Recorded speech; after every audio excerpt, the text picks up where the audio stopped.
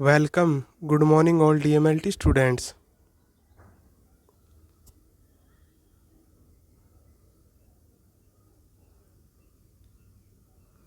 तो हीमेटोलॉजी के अंदर आज का लेक्चर आपका किसके ऊपर है?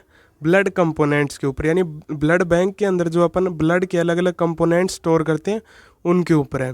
ब्लड कंपोजिशन और ब्लड कंपोनेंट दोनों ही क्या है, डिफरेंट चीज़ें हैं अलग अलग। तो आज आप क्या देख रहे हो? Blood component. ब्लड कंपोजिशन पहले देख लिया आपने। तो ब्लड कंपोनेंट के अंदर क्या है? Blood is composed of 55% plasma and 45% cellular component. यानी ब्लड जो है वो किससे कंपोज्ड हुआ है कि उसके अंदर 55% क्या होता है, प्लाज्मा, और 45% क्या होता है, सेलुलर कंपोनेंट। और इन दोनों को क्या है, अपन अलग अलग कर सकते हैं। Next, A part separated from whole blood by different centrifugation और ऑब्टेन डायरेक्टली फ्रॉम डोनर। यानी ब्लड का एक पार्ट अपन सेपरेटेड कर सकते हैं कंप्लीट ब्लड से, किसके द्वारा? डिफरेंट सेंट्रीफ्यूगेशन, यानी उसको अलग अलग तरीके से सेंट्रीफ्यूज करके, और ऑब्टेन डायरेक्टली फ्रॉम डोनर, और अपन डायरेक्टली डोनर से भी ऑब्टेन कर सकते हैं, प्राप्त कर सकते हैं। Next, a single whole blood donation can be separated into different component to provide treatment more than one patient. यानी एक सिंगल डोनर के द्वारा जो ब्लड डोनेट किया गया है can be separated into different component, उसको अपन अलग अलग कंपोनेंट्स के अंदर सेपरेट कर सकते हैं to provide treatment more than one patient, यानी एक पेशेंट से ज़्यादा पेशेंट्स को ट्रीटमेंट देने के लिए। तो ये तो आपने देख लिया कि ब्लड किससे कंपोज्ड हुआ है, 55% प्लाज्मा और क्या है, 45% क्या है, सेलुलर कंपोनेंट। और एक अपन होल ब्लड से एक अलग कंपोनेंट को, एक पार्ट को सेपरेट कर सकते हैं अलग अलग सेंट्रीफ्यूगेशन करके, या फिर क्या है, डायरेक्टली डोनर से भी ऑब्टेन कर सकते हैं जिस पार्ट की ब्लड की अपने को रिक्वायरमेंट है, यानी प्लेटलेट की रिक्वायरमेंट है या फिर फ्रेश फ्रोजन की रिक्वायरमेंट है, उसके अकॉर्डिंग। और a single donor blood donation can be separated into different component. एक सिंगल डोनर के द्वारा दिया गया कंप्लीट ब्लड, होल ब्लड को भी अपन क्या है, सेपरेट कर सकते हैं उसको डिफरेंट कंपोनेंट के अंदर to provide treatment more than one patient, यानी एक पेशेंट से ज़्यादा पेशेंट्स को ट्रीटमेंट देने के लिए।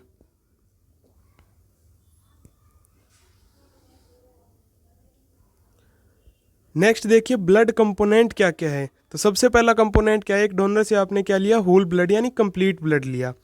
अपन होल ब्लड को क्या है, कंप्लीट ब्लड को दो पोर्शन में डिवाइड कर सकते हैं।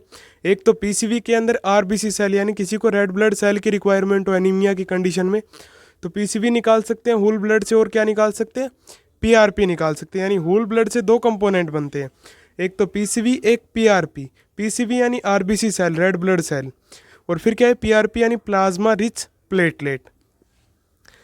फिर अपन क्या है, पीआरपी को सेंट्रीफ्यूज करके, यानी प्लाज्मा जिसके अंदर, ऐसा प्लाज्मा जिसमें क्या है, प्लेटलेट ज़्यादा क्वांटिटी में, रिच क्वांटिटी में है, उसको अपन सेंट्रीफ्यूज करके कितने आरपीएम पे, 4000 आरपीएम पे 11 मिनट के लिए, 11 मिनट के लिए।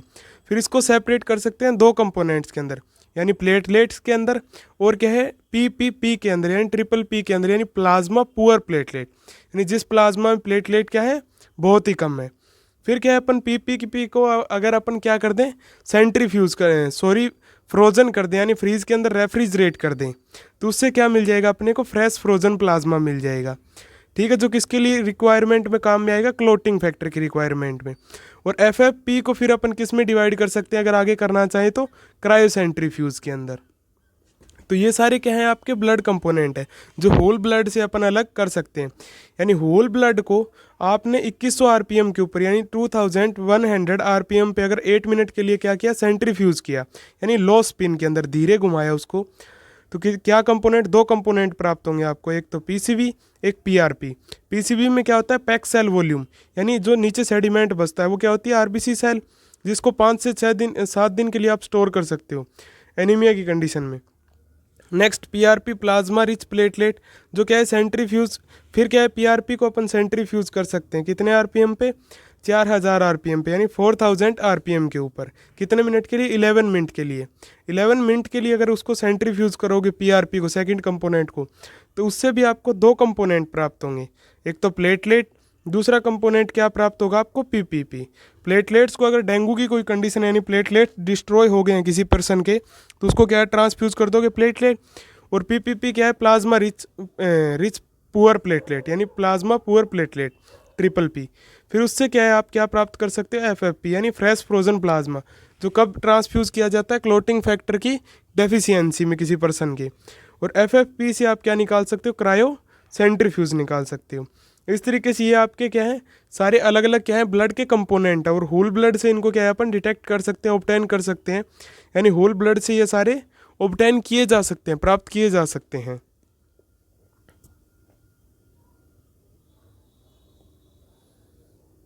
नेक्स्ट देखिए, वही ब्लड कंपोनेंट्स हैं उनको अलग अलग दिखाया गया, यानी क्या है, ऊपरी ऊपर जो क्या है होल ब्लड है, होल ब्लड डोनेशन के बाद में किसी डोनर ने कंप्लीट ब्लड डोनेट किया तो उससे आपने सबसे पहले क्या निकाली, RBC सेल निकाल ली।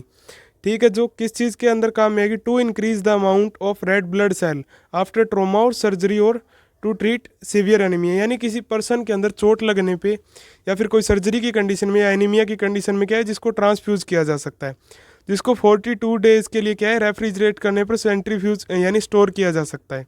नेक्स्ट है फ्रेश फ्रोजन प्लाज्मा, जो लास्ट में आपने पढ़ा था, जो कब ट्रांसफ्यूज किया जाता है, टू करेक्ट डेफिशिएंसी इन कोएगुलेशन फैक्टर और to treat shock due to the plasma loss from the burns और मैसिव ब्लीडिंग, यानी जिसके अंदर क्या है कोएगुलेशन फैक्टर्स की यानी क्लोटिंग फैक्टर की कमी है, उसमें क्या ट्रांसफ्यूज कर सकते हो आप, FFP यानी फ्रेश फ्रोजन प्लाज्मा। नेक्स्ट है कंसनट्रेटेड ऑफ प्लेटलेट्स यानी प्लेटलेट, तो जो क्या है ब्लीडिंग डिसऑर्डर्स के अंदर या फिर प्लेटलेट का लेवल लो तो उस टाइम पे क्या है ट्रांसफ्यूज की जा सकती है। और लास्ट में क्या है क्रायोप्रेसिपिटेट, तो टू ट्रीट फाइब्रिनोजन डेफिशिएंसी, यानी किसी पर्सन में क्या है ओनली फाइब्रिनोजन क्लोटिंग फैक्टर की डेफिशिएंसी है तो उस टाइम पे क्या कर सकते हैं अपन, क्रायोप्रेसिपिटेट को काम में ले सकते हैं। हिमेटोलॉजी के अंदर इन कंपोनेंट्स को अलग अलग भी पूछ लिया जाता है एग्जाम के अंदर, जैसे रेड ब्लड सेल यानी PCV क्या है, FFP क्या है, या फिर प्लेटलेट क्या है, या क्रायोप्रेसिपिटेट क्या है, या फिर PRP क्या है यानी प्लाज्मा रिच प्लेटलेट, या PPP क्या है, ट्रिपल P यानी प्लाज्मा पुअर प्लेटलेट। और जनरली एक साथ भी 20 नंबर का क्वेश्चन पूछा जा सकता है कि describe briefly about blood components.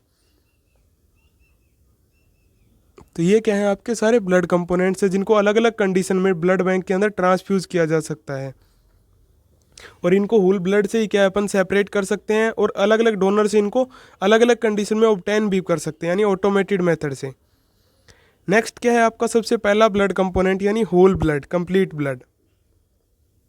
तो इसके अंदर देखिए 1 unit of non separated donor blood collected in a suitable anticoagulant, यानी एक यूनिट क्या है नॉन सेपरेटेड यानी उसको सेपरेट नहीं किया, donor blood collected in a suitable anticoagulant, यानी क्या है एक यूनिट क्या है ब्लड की किसी डोनर के कंप्लीट ब्लड की क्या है आपने कलेक्ट कर ली सुटेबल यानी अच्छे एंटीकोगुलेंट के अंदर। एंटीकोगुलेंट का क्या काम होता है, प्रिजर्वेटिव सॉल्यूशन होता है, यानी वो क्या है क्लोटिंग से प्रिवेंट करता है। और एंटीकोगुलेंट कौन से काम में लेते हैं, एक तो CPD and ACD। Next it's total volume is about, यानी एक यूनिट का टोटल वॉल्यूम, टोटल आयतन, टोटल मात्रा कितनी होती है 400 ml यानी 400 ml, जिसके अंदर क्या होता है 350 ml blood and 49 ml of anticoagulant, यानी जिसके अंदर क्या है 350 ml तो ब्लड होता है और 49 ml क्या होता है एंटीकोगुलेंट होता है।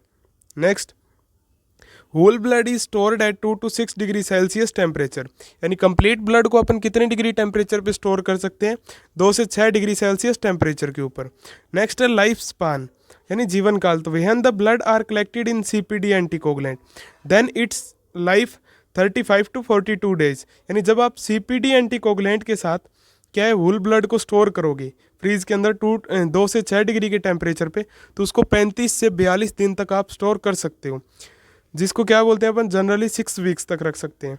नेक्स्ट है नीचे CPD की फुल फॉर्म क्या है, यानी CPD कौन सा एंटीकोगुलेंट है, तो सिट्रेट फॉस्फेट डेक्सट्रोज, और ACD क्या है एसिड सिट्रेट डेक्सट्रोज। तो एक बार शुरू से देखिए कि 1 unit of non separated blood collected in suitable blood यानी सुटेबल एंटीकोगुलेंट, यानी क्या है नॉन सेपरेटेड यानी बिना अलग किया हुआ ब्लड किसी डोनर का क्या है आपने सुटेबल एंटीकोगुलेंट अच्छे एंटीकोगुलेंट में कलेक्ट कर लिया। जो एंटीकोगुलेंट कौन से काम में लोगे CPD या ACD। इसका टोटल वॉल्यूम यानी एक यूनिट के अंदर कितना ब्लड आता है 400 ml, जिसके अंदर 350 ml तो क्या होता है 350 ml तो ब्लड होता है और 49 ml क्या होता है एंटीकोगुलेंट होता है। Whole blood is stored at 2 to 6 degree Celsius temperature, यानी कंप्लीट ब्लड को आप कितने डिग्री टेम्परेचर पे स्टोर कर सकते हो 2 से 6 डिग्री सेल्सियस टेम्परेचर पे। लाइफ स्पान क्या है कितने दिन तक स्टोर कर सकते हो, तो इसको CPD एंटीकोगुलेंट के साथ अपन 35 से 42 दिन तक स्टोर कर सकते हैं यानी 6 वीक तक।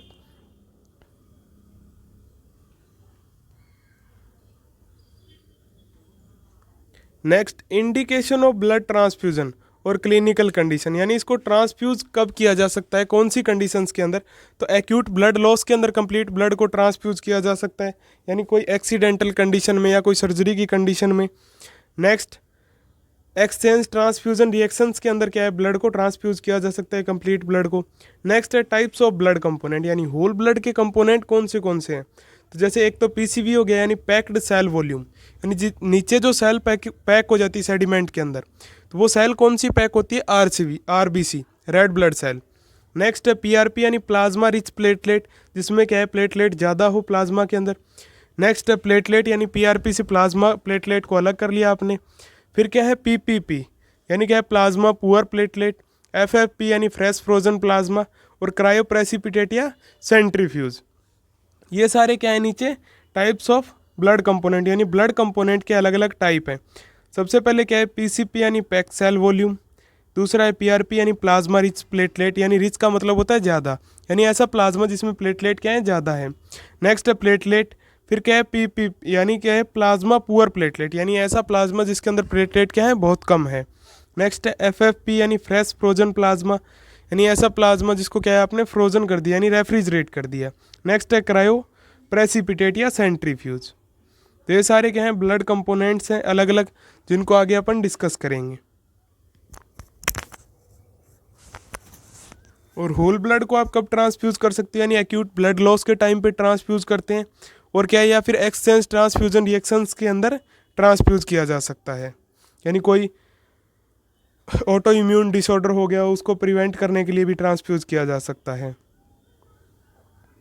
नेक्स्ट आपका पहला कंपोनेंट क्या है पीसीवी यानी पैक्ड सेल वॉल्यूम, या फिर क्या है एरिथ्रोसाइट या रेड ब्लड सेल।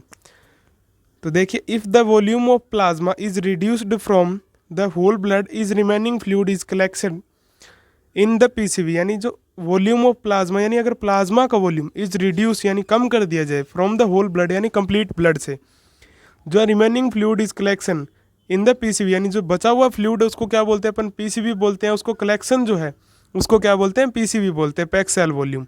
और ये होती क्या है रेड ब्लड सेल्स होती हैं।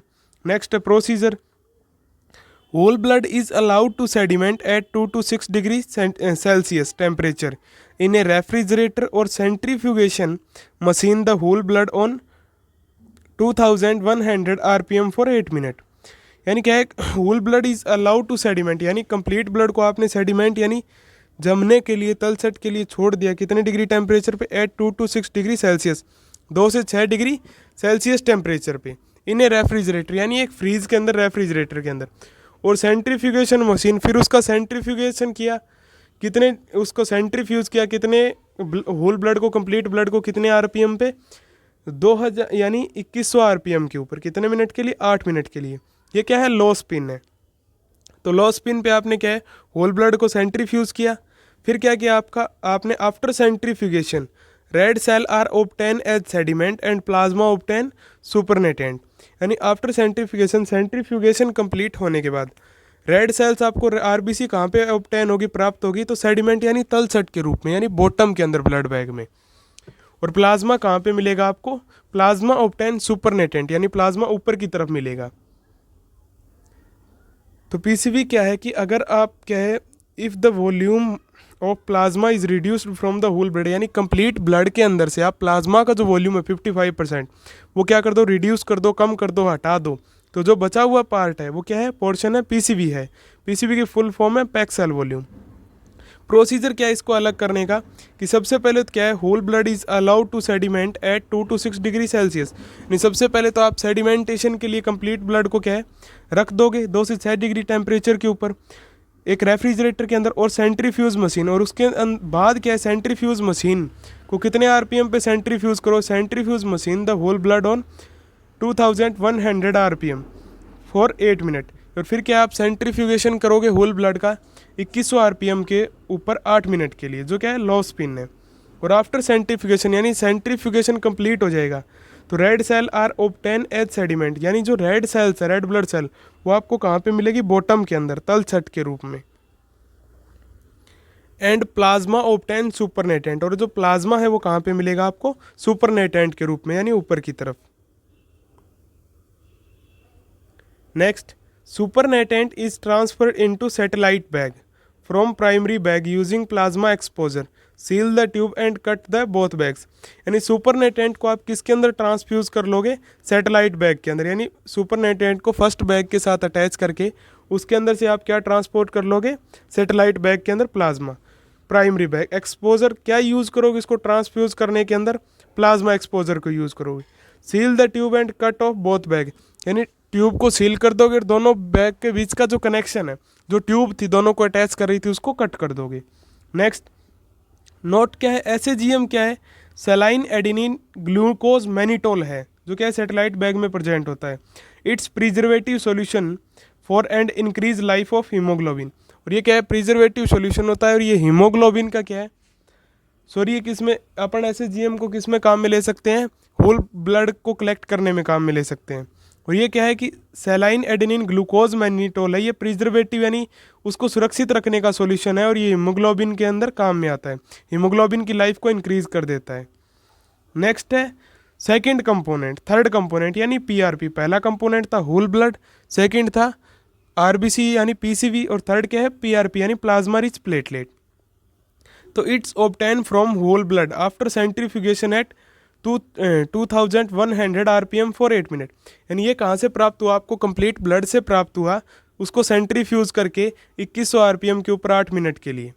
नेक्स्ट, ये सेंट्रीफ्यूगेशन के बाद में मिला आपको। The sediment is PCV and ऊपर सुपरनेटेंट इज पीआरपी। यानी जो होल ब्लड को सेंट्रीफ्यूज करने के बाद जो सेडिमेंट बचा तलछट, वो तो क्या था? पीसीवी यानी आरबीसी रेड ब्लड सेल। और जो सुपरनेटेंट था ऊपर का पोर्शन, वो क्या था? पीआरपी यानी plasma rich platelet. After centrifugation of PRP obtain platelet and PPP. और जब आप पीआरपी को सेंट्रीफ्यूज करोगे तो उससे आपको क्या ऑब्टेन होगा, क्या प्राप्त होगा? एक तो प्लेटलेट्स प्राप्त होगी, और एक क्या है? पीपीपी यानी प्लाज्मा पुअर प्लेटलेट। यानी ऐसा प्लाज्मा प्राप्त होगा जिसमें ओनली क्लोटिंग फैक्टर हो, प्लेटलेट क्या हो? बहुत कम हो। तो पीसीवी को अलग करने का प्रोसीजर क्या था? सबसे पहले तो उसको रेफ्रिजरेट किया, फिर सेंट्रीफ्यूज किया। सेंट्रीफ्यूज करने के बाद सुपरनेटेंट को क्या किस में ले लिया? यानी ऊपर का जो पोर्शन था, supernatant is transfer into satellite bag. यानी सुपरनेटेंट को सैटेलाइट बैग में ले लिया प्लाज्मा को, फ्रॉम द प्राइमरी बैग यानी प्राइमरी पहले बैग से, प्लाज्मा एक्सपोजर के द्वारा। Seal the tube and cut off both bags. फिर ट्यूब्स को सील किया और दोनों बैग्स को अलग कर दिया ट्यूब को कट करके। एसएजीएम क्या है? सेलाइन एडेनिन ग्लूकोज मैनिटोल है, जो कि एक हीमोग्लोबिन प्रिजर्वेटिव, उसकी लाइफ को इंक्रीज कर देता है। नेक्स्ट है third component plasma rich platelet, जो कैसे मिला आपको? It's obtain from whole blood after centrifugation at 2001 RPM. यानी क्या है? प्लाज्मा रिच प्लेटलेट कैसे मिला आपको? सेंट्रीफ्यूगेशन के बाद में होल ब्लड के 2100 आरपीएम के ऊपर, जिसके अंदर दो पोर्शन मिले। सुपरनेटेंट तो था ऊपर का पोर्शन पीआरपी और नीचे सेंट्रीफ्यूगेशन पीसीवी। नेक्स्ट है फोर्थ कंपोनेंट यानी प्लेटलेट।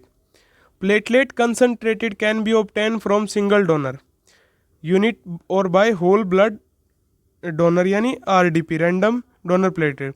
यानी सांद्र प्लेटलेट है, concentrated, can be obtain from, यानी उसको आप प्राप्त कर सकते हो किसके द्वारा? सिंगल डोनर यूनिट के द्वारा। और क्या है? कंप्लीट ब्लड के द्वारा। कंप्लीट ब्लड के द्वारा अगर आप उसको ऑब्टेन करोगे तो उसको क्या बोलते हैं अपन? रैंडम डोनर प्लेटलेट बोलते हैं।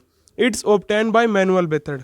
और जो रैंडम डोनर प्लेटलेट है वो कैसे मिलेगी? मैनुअल मेथड से। अपन ने जो अभी प्रोसीजर किया था सेंट्रीफ्यूगेशन वाला, उस तरीके से मिलेगी। नेक्स्ट है एसडीपी, सिंगल डोनर प्लेटलेट। यानी ये ऑब्टेन कैसे होती है? ये ऑटोमेटेड मेथड से ऑब्टेन होती है। प्राप्त कैसे होती है? ऑटोमेटेड मेथड से। नेक्स्ट है कि रैंडम डोनर प्लेटलेट्स को प्राप्त करने का क्या है? प्रोसीजर। तो centrifuge the whole blood at low spin. यानी सबसे पहले क्या है? अपन कंप्लीट ब्लड को क्या है? सेंट्रीफ्यूज करते हैं किसके ऊपर? लो स्पिन के ऊपर, यानी 2100 आरपीएम के ऊपर 8 मिनट के लिए।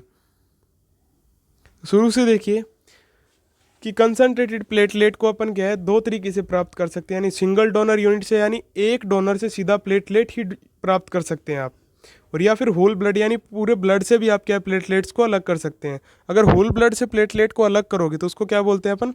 RDP, random donor platelets. It's obtain by manual method. इसको कैसे प्राप्त कर सकते हैं अपन? मैनुअल मेथड से। नेक्स्ट है एसडीपी यानी single donor platelet. It's obtain from automated method. इसको कैसे प्राप्त कर सकते हैं? ऑटोमेटेड मेथड से। नेक्स्ट है प्रोसीजर। तो centrifuge the whole blood at low spin, यानी सबसे पहले आप क्या है? होल ब्लड कंप्लीट ब्लड को सेंट्रीफ्यूज करो किसके ऊपर, लो स्पिन के ऊपर, 2100 आरपीएम के ऊपर। नेक्स्ट है PRP is separated into satellite bag. जो प्लाज्मा रिच प्लेटलेट है उसको आपने किससे सेपरेट कर लिया, सैटेलाइट बैग के अंदर। Next the PRP is again centrifuge at high spin.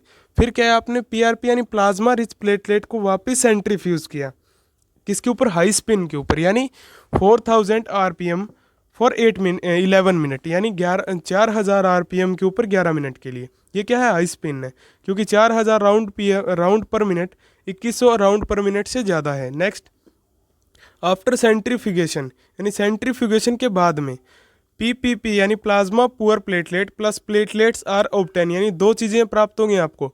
एक तो पीपीपी यानी प्लाज्मा पुअर प्लेटलेट, यानी जिसके अंदर ऐसा प्लाज्मा जिसमें प्लेटलेट क्या है, बहुत कम है। नेक्स्ट और क्या प्राप्त होगा आपको, ब्लड बैंक के अंदर प्लेटलेट प्राप्त होंगी। Next supernatant is called PPP and sediment is called platelets, यानी सुपरनेटेंट जो ऊपर का पोर्शन है वो क्या कहलाएगा, प्लाज्मा पुअर प्लेटलेट, यानी जिसके अंदर क्लोटिंग फैक्टर है। और सेडिमेंट यानी जो तलछट है नीचे बचा हुआ वो क्या कहलाता है, प्लेटलेट्स। नेक्स्ट पीपीपी यानी plasma poor platelet it separated into other satellite bag and the platelets are obtain in first bag, यानी पीपीपी को आपने क्या है, सेंट्रीफ्यूज के बाद उसको अलग कर लिया, अलग अलग सेपरेटेड बैग में, सैटेलाइट बैग में उसको सेपरेट कर दिया, और प्लेटलेट्स क्या है उसी बैग में, यानी सेडिमेंट उसी बैग में है, फर्स्ट बैग में। The platelets are stored at 20 to 25 degree Celsius temperature in agitation with incubator for continue agitation, यानी प्लेटलेट्स को आप कितने डिग्री टेम्परेचर पे स्टोर करते हो, तो 20 से 25 डिग्री सेल्सियस के टेम्परेचर पे स्टोर करते हो, और उसके अंदर कंटिन्यू एजिटेशन क्या है, चलता रहता है टेम्परेचर के साथ, यानी उसको मिक्स करते रहते हैं, एक जगह रोकते नहीं। नेक्स्ट है लाइफ स्पान, तो 1 वीक आफ्टर द कलेक्शन, यानी कलेक्शन के बाद में जैसे ही आपने ब्लड को कलेक्ट किया उसके बाद 1 सप्ताह तक आप इसको स्टोर कर सकते हो, किसको, रैंडम डोनर प्लेटलेट को। तो सबसे पहले तो क्या है, आपने लो स्पिन पे सेंट्रीफ्यूज किया होल ब्लड को, जिससे आपको 2 कंपोनेंट मिले, पीसीवी और पीआरपी। फिर आपने पीआरपी को क्या है, सेपरेट कर लिया अलग सैटेलाइट बैग में। फिर the PRP again centrifuge, high spin पे पीआरपी को अगेन सेंट्रीफ्यूज किया, वापस सेंट्रीफ्यूज किया 4000 आरपीएम पे 11 मिनट के लिए।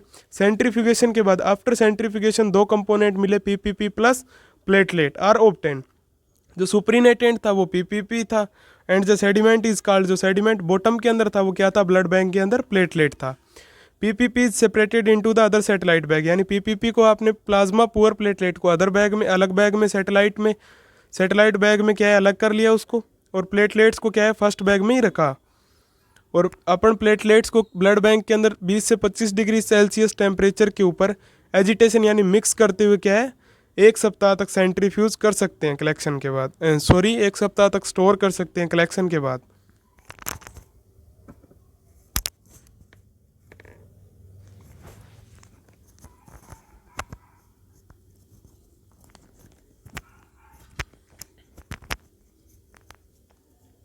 नेक्स्ट क्या है, in case of thrombocytopenia the platelets are transfused, यानी थ्रोम्बोसाइटोपिनिया डिजीज की कंडीशन में जिसमें प्लेटलेट्स की कमी हो जाती है, अपन क्या है कि प्लेटलेट्स को ट्रांसफ्यूज कर सकते हैं। नेक्स्ट कंपोनेंट क्या है आपका, जो लास्ट एफएफपी यानी फ्रेश फ्रोजन प्लाज्मा, यानी सेकंड लास्ट कंपोनेंट।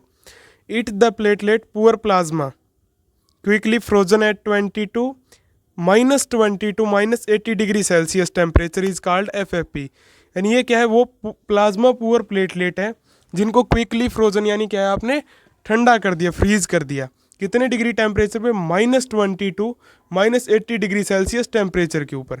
अगर आपने पीपीपी को यानी प्लेटलेट पुअर प्लाज्मा को फ्रीज कर दिया -20 डिग्री से -80 डिग्री सेल्सियस के ऊपर टेम्परेचर पे, तो ये क्या कहलाएगा, एफएफपी कहलाएगा, यानी fresh frozen plasma. It contains all coagulation factor, इसके अंदर क्या होता है, तो सभी प्रकार के क्लोटिंग फैक्टर प्रेजेंट होते हैं। FFP is use to patient with deficiency of clotting factor, और एफएफपी को अपन कब काम में लेते हैं, जब किसी पर्सन के अंदर किसकी डेफिशिएंसी हो, क्लोटिंग फैक्टर्स की, यानी कमी हो, डेफिशिएंसी मीन्स कमी। It's also use treatment of patient with liver failure and vitamin K deficiency, और इसको किस चीज़ के लिए काम में लेते हैं, यानी किसी पर्सन का, किसी पेशेंट का लीवर फेल हो गया, यानी क्लोटिंग फैक्टर नहीं बन रहे, तब काम में लेते हैं, या फिर विटामिन के की डेफिशिएंसी के अंदर काम में लेते हैं एफएफपी को। ठीक है, fresh frozen plasma. Next lecture किसके ऊपर होगा आपका? क्रायोसेंट्रीफ्यूज, यानी लास्ट जो ब्लड कंपोनेंट बचा है आपका ब्लड बैंक के अंदर वो क्या है? क्रायोसेंट्रीफ्यूज, उसके ऊपर होगा, यानी फ्रेश जिसको फाइब्रिनोजन की जरूरत हो।